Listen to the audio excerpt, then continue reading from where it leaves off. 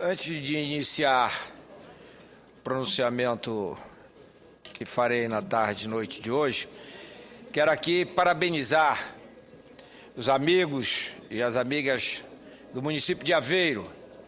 Agora há pouco, acabamos de aprovar a medida provisória 558 de 2012, pela qual a área do município de Aveiro foi retirada da Flona e, com isso, resolvido o problema que impedia o crescimento e o desenvolvimento daquele querido município do oeste do meu estado. Eu lembro aqui que lá em 2008 cheguei a fazer um pronunciamento exatamente a respeito daquela situação em que se encontrava o município. Fiz naquela ocasião um apelo ao ministro do Meio Ambiente à época, o ministro Carlos Mink, e ao IBAMA.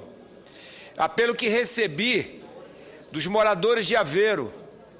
Como eu disse, um pequeno município a oeste do estado. E àquela altura, a prefeita, na ocasião, a Maria Goretti, me passou às mãos uma documentação em que apresentava basicamente pedido de melhores condições de infraestrutura e denunciava o impedimento da prefeitura para realizar obras e firmar convênios com os governos estadual e federal para beneficiar a população.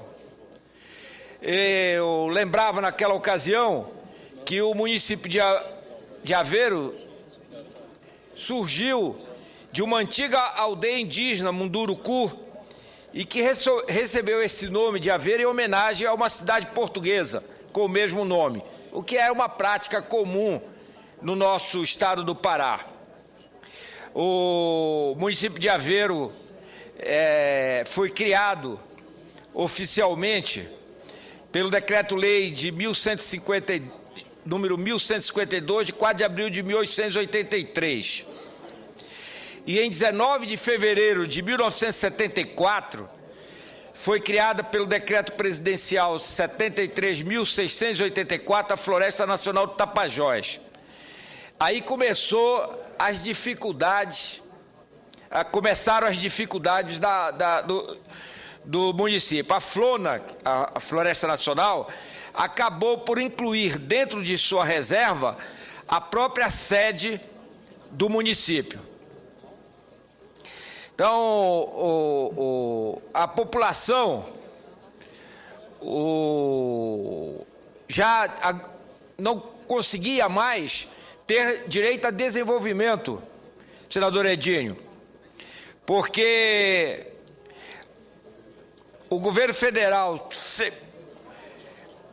100 anos depois de criado praticamente o município, por meio de um decreto presidencial, cria uma reserva indígena, com a sede do município passando a integrar essa reserva indígena.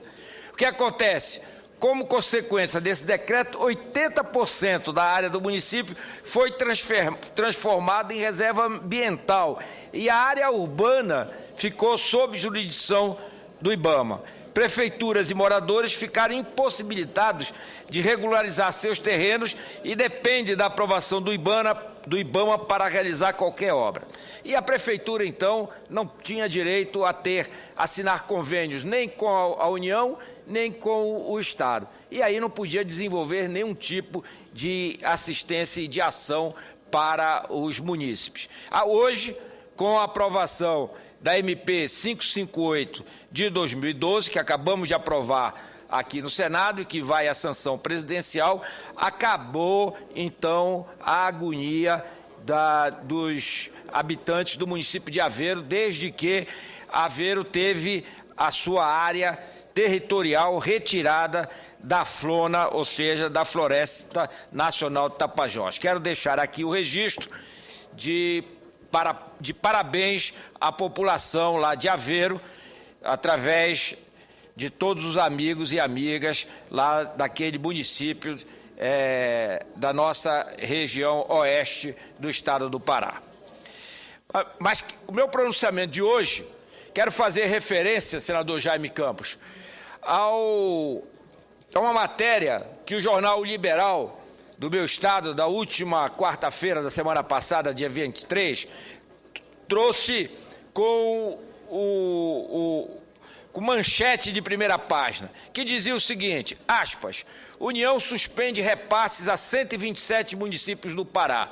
Ora, aqueles que conhecem o estado do Pará e os telespectadores da TV Senado e ouvintes da Rádio Senado do meu estado sabem que o Pará tem 143 municípios, 127, ou seja, quase que 90%, mais de 80% dos municípios estão impossibilitados de usufruírem de repasses da União e, por consequência, do próprio Estado, por estarem inadimplentes. E isso, lamentavelmente, não é um caso que diz respeito somente ao Estado do Pará. Isso, lamentavelmente, como eu disse, é a nível nacional. Os municípios brasileiros, todos eles estão em estado de insolvência, estão todos reduzidos a uma situação de não poderem atender aos seus munícipes nas questões mais importantes que diz respeito à saúde, à educação, à segurança, porque estão com as suas finanças em estado de insolvência. Como é que nós vemos isso? O governo federal, ele parece que fica alheio a essa situação que os municípios brasileiros se encontram. Senhor presidente, senhoras e senhores senadores, aqui nesta tribuna, todos os dias, senadores e senadoras da base aliada ou da oposição alertam para o perigo eminente da quebra do chamado Pacto Federativo. E entre os inúmeros aspectos que apontam para essa direção, está o posicionamento prepotente da União em relação, aos estados e municípios. Municípios, aliás, onde moram os brasileiros que pagam impostos e mantêm esta mesma União.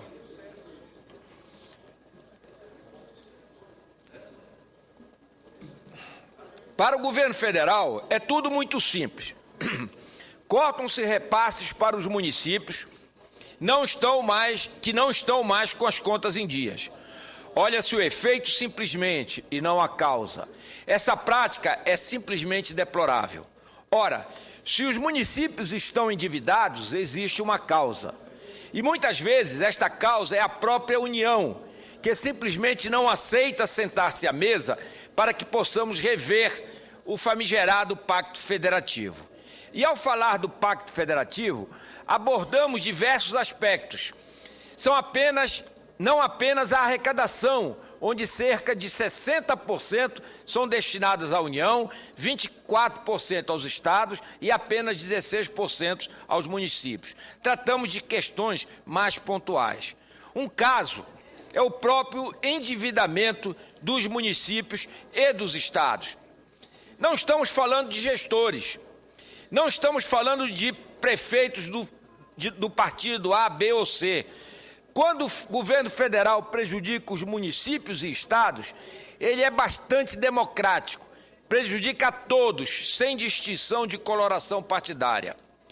Em relação ao endividamento dos municípios especificamente, o próprio governo admite que não vai repassar recursos, pois os municípios estão endividados. Agora, por que eles estão endividados? Esta deveria ser a pergunta. E se este fosse um governo sério, ele estenderia a mão e não apontaria o dedo como está fazendo. O governo federal, ano após ano, tem se esquivado de sua responsabilidade. Apenas para citar um caso específico, a saúde. Em 2000, O governo federal arcava com 59,8% das despesas com as ações e serviços públicos em saúde. Os municípios, com 21,7%.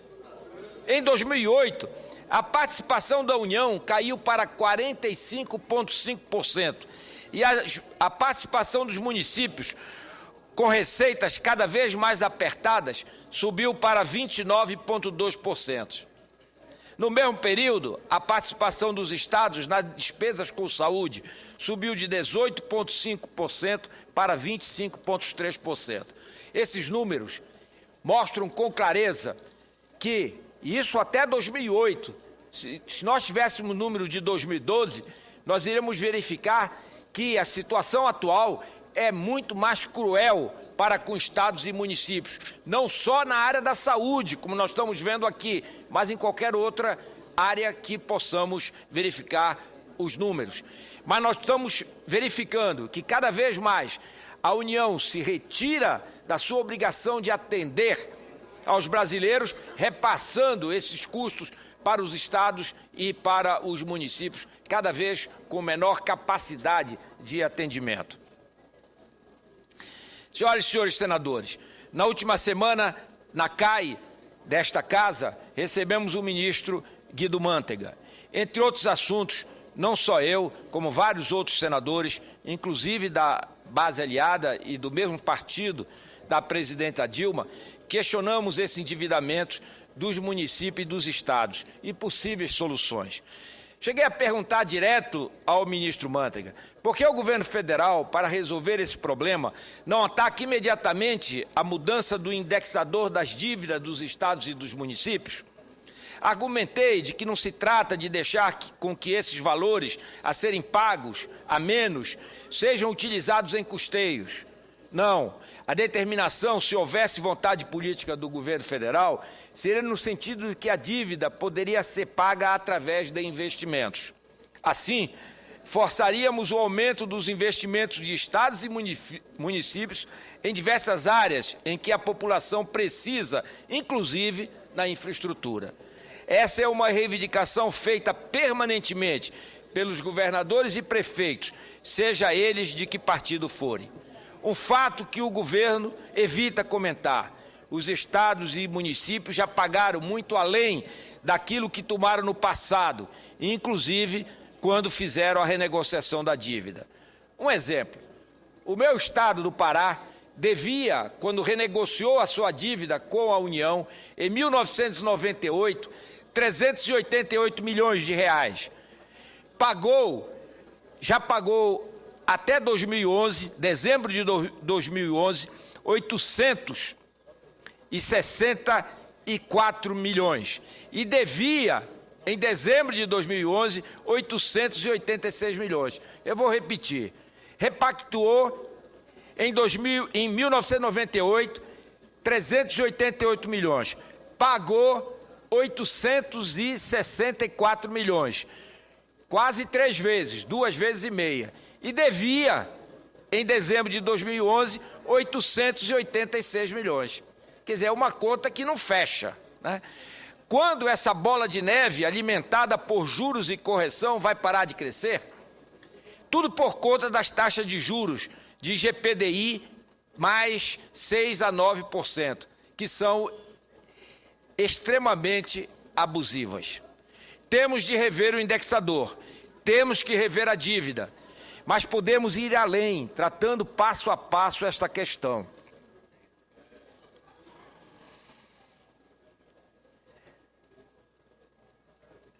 Quero fazer, ao concluir, presidente Jaime Campos, uma referência ao editorial da Folha de São Paulo, que sobre a ação do governo federal na conjuntura econômica atual. Todos nós sabemos que tende a se agravar face à crise internacional. Mas o governo federal, ele insiste em manter as mesmas ações que vem repetindo de isenções que são necessárias, né, de incentivos ao consumo e redução de IPI, mas que agrava a crise de Estado e municípios. Eu próprio fiz emenda para que essas reduções não fossem feitas de IPI, fossem feitas somente na parte que cabe à União e não na parte que cabe a estados e municípios. Eu fiz, como eu disse aqui, apresentei uma emenda que já tinha feito um projeto, né, que tramita há vários anos nesta casa, em que a redução do incentivo de IPI fosse feito apenas na parte que cabe na partilha do IPI de estados e municípios e União, que essa redução fosse toda na parte que cabe à União. Então, tem um projeto tramitando no Congresso, mas fiz uma emenda na medida provisória 563, cujo texto entreguei em mãos do ministro Manteiga. No caso desta emenda, o texto estabelece que o valor equivalente, como eu disse, à parte da arrecadação do IPI, em razão dos benefícios da medida provisória, integrará o cálculo da parcela de IPI destinada ao FPE e ao FPM. Ou seja, a emenda determina que a perda decorrente da redução de IPI sairá exclusivamente dos recursos da União. Afinal, sabemos que o governo vem sistematicamente estabelecendo reduções de IPI que importam em perdas diretas ao FPM e FPE. A União estende benesses com uma mão e com a outra tira recursos dos estados e benefícios. Portanto, peço encarecidamente o apoio dos meus pares e nosso esforço conjunto pela aprovação desta emenda e de outras que possam revigorar nosso pacto federativo, em especial ao senador Romero Jucá, que é o relator da medida provisória 563. Que ao definir o voto e a posição de cada um, adaptando as palavras aqui proferidas pelo senador Aécio Neves, fiquemos ao lado dos estados e aos municípios, que aqui representamos e não o partido que integramos. Esta semana mesmo, verificamos toda a pirotecnia do governo federal, ao anunciar uma nova redução do IPI. Porém, o cidadão brasileiro não tem acesso a todas as informações. Fica apenas a boa imagem da propaganda do governo Dilma, enquanto que os prefeitos e governadores arcam com as perdas dessa redução sem que a União tenha qualquer prejuízo. Mais do que isso, o pacote anunciado pelo ministro Manteiga é tímido, é dose homeopática para combater um perigo que é maior do que o diagnóstico feito pelo governo. A questão não é pontual, é estrutural. Me refiro agora, como eu disse, senador Jaime Campos, para concluir, ao editorial da Folha de São Paulo do último dia 23. Na última semana, o jornal Folha de São Paulo abordou a política econômica do governo federal, no editorial do dia 23 de maio, com o título, aspas, déficit de ousadia, fecho aspas. Entre outros pontos, o texto afirma que a situação da economia brasileira é diversa da de 4 anos atrás. O limite de endividamento das famílias brasileiras já parece próximo de ser alcançado, o que restringe a margem para estímulos pela via do crédito e do consumo. A alternativa, aponta a Folha de São Paulo, seria aumentar a taxa de investimento público e privado, hoje em redor de 19% do PIB. Mas isso não será alcançado sem enfrentar barreiras estruturais que o pacote oferecido pelo governo federal nem chega a tocar, gastos estatais e carga tributária. O texto ainda mostra que o governo federal, no ano passado, gastou no ano passado 5,7% do PIB com juros, a maior rubrica depois do INSS, que consumiu 6,8% do PIB.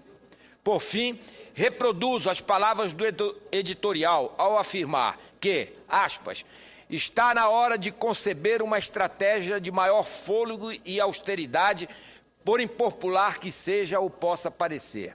Um primeiro passo é a contenção de gastos correntes, permitindo ao governo a fixação de uma trajetória